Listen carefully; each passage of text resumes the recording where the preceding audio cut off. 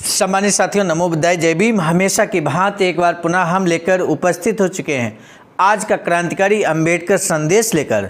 आज के अंबेडकर संदेश में हम बताएंगे आपको आखिर दुख के कारण क्या हैं। सम्मानित साथियों, ये जो आज का स्पीच है वो बाबा साहब का ये स्पीच हम आपके समक्ष रखने जा रहे हैं 1955 का, जो 5 मई 1955 को बाबा साहब ने दिया था। और इस स्पीच में बाबा साहब स्पष्ट ढंग से भगवान बुद्ध के मार्ग को बताते हुए कहते हैं कि आखिर दुख के कारण क्या हैं।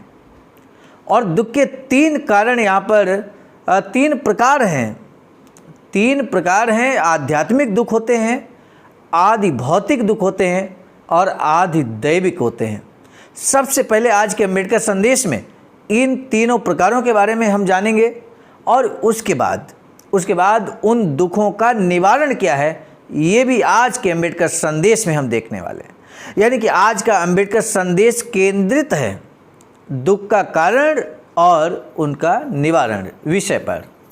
तो आइए अब आगे बढ़ते हैं। आज के अंबेडकर संदेश को हम कंटिन्यू करते हुए आगे ले चलते हैं। आपको कल के अंबेडकर संदेश को हमने यहीं पर रोका था, अब हम आगे बढ़ेंगे। हमारा आपसे निवेदन है कि अंबेडकर संदेश को अंत तक जरूर सुनें ताकि आप दुख के कारण और उनके निवारण अर्थात उनका समाधान क्या है, मार्ग क्या है, क्या तथागत बुद्ध ने बताया है और बाबा साहब ने तथागत बुद्ध के मार्ग को किस ढंग से यहाँ पर शानदार तरीके से और बहुत ही साधारण भाषा में सिंपल तरीके से यहाँ पर समाज के समक्ष प्रस्तुत किया है। सम्मानित साथियों, बाबा साहब कहते हैं कि ये जो 3 प्रकार हैं उसमें पहला है आध्यात्मिक अर्थात निजी व्यक्ति द्वारा अपने कर्मों के कारण जो दुख अपनी तरफ खींच लिया है वह अपने कर्मों से निर्मित दुख है। शराबी व्यक्ति शराब पीकर अपने शरीर को हानि पहुंचाता है, अपने परिवार को नष्ट कर देता है और उसे आध्यात्मिक दुख कहा जा सकता है। इससे पहले कि हम अन्य दुखों की बात करें, प्रकारों की बात करें और दुख के निवारण की बात करें, हमारे एक निवेदन भी आपसे है। निवेदन ये है कि अगर आपने अभी तक हमारे इस चैनल आवाज़ का ऑफिशियल को सब्सक्राइब नहीं किया है तो बेल आइकन के साथ सब्सक्राइब करना ना भूलें। सम्मानित साथियों, दूसरा यहाँ पर प्रकार है आदि भौतिक अर्थात सामुदायिक दुख। असमान बर्ताव और अन्याय के कारण जो संकट आते हैं, जैसे कि अस्पृश्यों के हिस्से आने वाले सामाजिक दुख, समान मौके न मिलना आदि इसमें शामिल हो सकते हैं।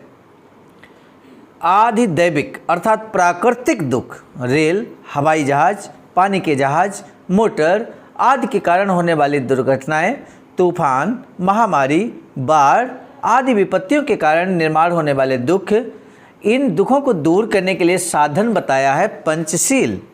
बाबा साहब कहते हैं इन दुखों से दूर करने का साधन क्या है? पंचशील है।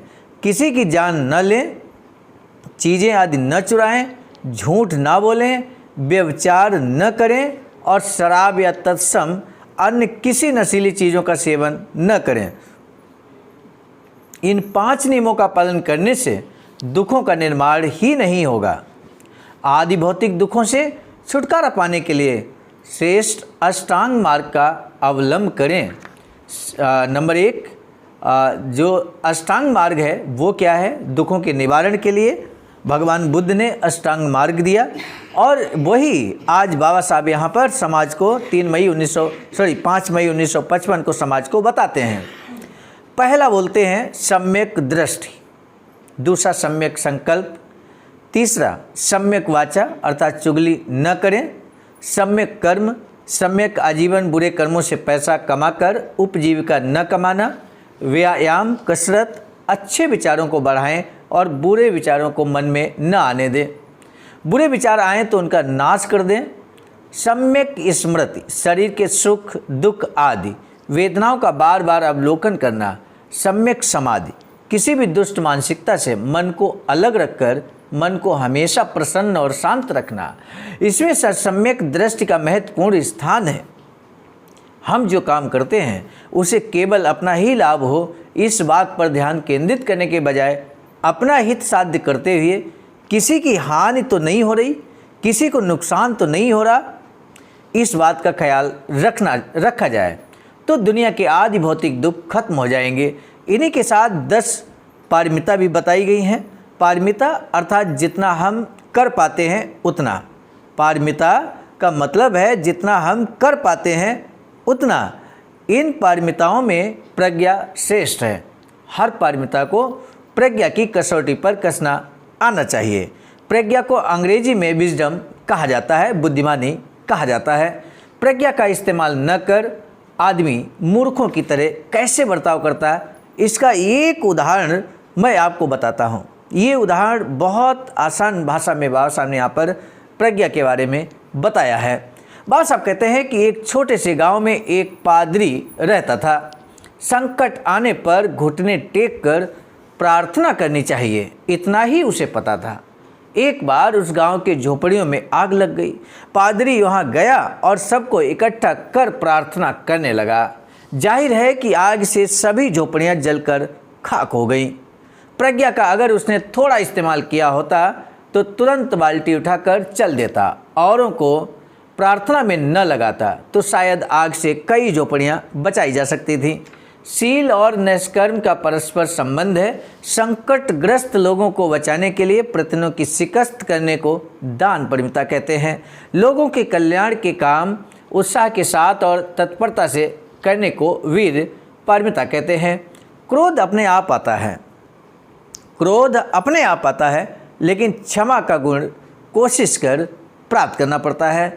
सत्य ना हो तो लाचारी और चापलूसी की मानसिकता बनती है।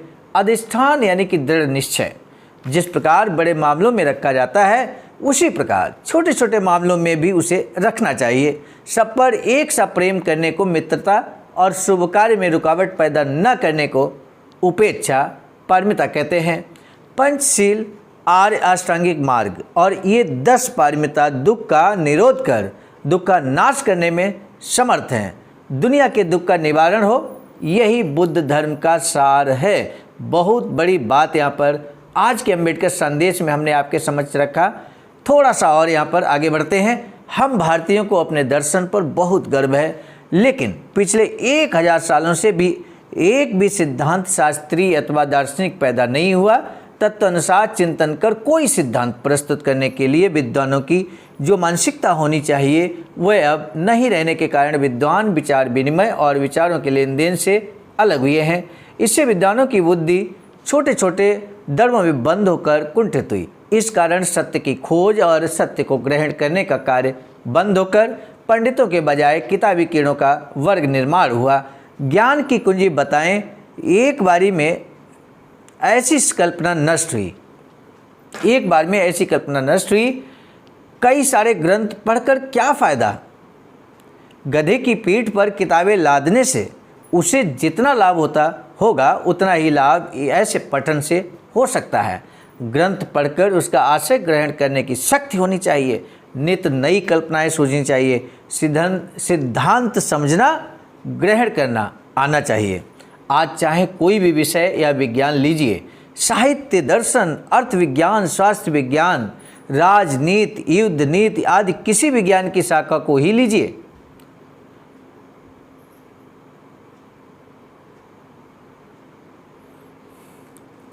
भारतीय के तौर पर जो भी कुछ है वह पूर्णता को अभी पहुंचा नहीं है। वैसे भी ज्ञान की कभी भी पूर्णत्व को प्राप्त नहीं करता। आज परिपूर्ण लगने वाला ज्ञान का अंग या शाखा भविष्य में अपूर्ण लगेगी ही, क्योंकि हर दिन उसमें बढ़ोतरी होती रहती है, उसमें और भी कुछ जुड़ता रहता है। मेरे कहने का उद्देश्य यही है कि इस देश के विद्वानों ने नालंदा, तक्षशिला, विक्रमशिला, उज्जैनी, अवंती इन वैश्विक कीर्ति प्राप्त तत्कालीन विश्वविद्यालय के आचार्यों ने जो ज्ञान संचय किया उसमें पिछले 1000 सालों से नया कुछ तो जुड़ा ही नहीं। साथ ही जो अपने को पता हो वह सब दूसरों को सिखात कर सबको सयाना बना देना चाहिए। इस उक्त के विरुद्ध आचरण करने के कारण जो ज्ञान मूल में था उसका भी लोप हुआ है। शिष्य को ज्ञान देते हुए गुरु को कुछ अपने लिए बचाकर रखना चाहिए। गुरु अगर 100 इलाज जानता हो तो 99 चीज़ें चेले को देकर एक गुरु चाबी अपने हाथ में रखें। इस प्रकार की सोच फैलने से ज्ञान का ह्रास होकर केवल विकृत रूप बाकी रहा। मनुष्य को निर्माण का पद प्राप्त आना चाहिए। धम्म पद में कहा गया है निब्बाण परम सुखम। अपने पास बहुत सारी संपत्ति है इसलिए सुख की प्राप्ति नहीं होती। केवल पांडित्य से व्यक्ति सुखी नहीं होता, वह दुखी नहीं होता, लेकिन सुखी भी नहीं होता, क्योंकि अति लोभ, खून चोरी पर, स्त्री गमन आदि विकार मनुष्य को जन्म के साथ ही मिलते हैं, इसलिए उन पर नियंत्रण रखना आना चाहिए। सम्मानित साथियों, आज का अम्बेडकर संदेश ज़्यादा लंबा ना हो, इसलिए आज के अम्बेडकर संदेश को हम यहीं रोकना चाहेंगे। लेकिन आज का महत्वपूर्ण प्रश्न है, दुखों का निवारण का मार्ग बाबा साहब ने क्या बताया है। दुखों के निवारण के लिए दुख क्या है, दुख के कारण क्या है, ये आपने जाना आज के अम्बेडकर संदेश में। दुख के कारण के प्रकार आपने जाने, लेकिन हम जानना चाहते हैं कि दुख के निवारण के लिए बाबा साहब ने कौन सा मार्ग बताया है। उसे बहुत संक्षेप में भी आप बता सकते हैं, विस्तार में भी आप बता सकते हैं। आप स्वतंत्र हैं आंसर करने के लिए। हमें आपके आंसर का बेसब्री से इंतजार रहेगा। आज के अम्बेडकर संदेश को समाप्त करने से पहले हम जरूर बता दें, आज का अम्बेडकर संदेश हम लेकर उपस्थित हुए थे मिशन नायक बुद्ध मित्र मुसाफिर राष्ट्रीय अध्यक्ष आवाज नई दिल्ली की प्रेरणा में, और साथ ही साथ संकलन कर्तागृह में परम आदरणीय विजय कुमार बौद्ध जी, प्रांतीय कोषाध्यक्ष आवाज का बिहार, प्रस्तुत कर्तागृह में मैं स्वयं सर्वजीत आर्य, राष्ट्रीय मीडिया प्रभारी IT सेल आवाज का नई दिल्ली। मुझे पूरा भरोसा है कि आज का अम्बेडकर संदेश बेहद क्रांतिकारी होने की वजह से आप इसे जन जन तक पहुंचाने के लिए अपने आप को नहीं रोक पाएंगे। निश्चित तौर पर जन जन तक पहुंचाने के प्रयास करेंगे। इसी उम्मीद और आशा के साथ अब दीजिए इजाज़त। आप सभी को सादर नमो बुद्धाय, जय भीम। सम्मानित साथियों, यदि आप हमारे इस चैनल आवाज़ का ऑफिशियल, जिस पर नियमित सुबह 5 बजे डॉक्टर अम्बेडकर संदेश आपको मिलता है, आप हमारे इस चैनल को सपोर्ट करना चाहते हैं, तो हमारा आपसे निवेदन है कि आप हमारे इस चैनल को सब्सक्राइब कर लें, वीडियो को शेयर, लाइक, कमेंट जरूर करें।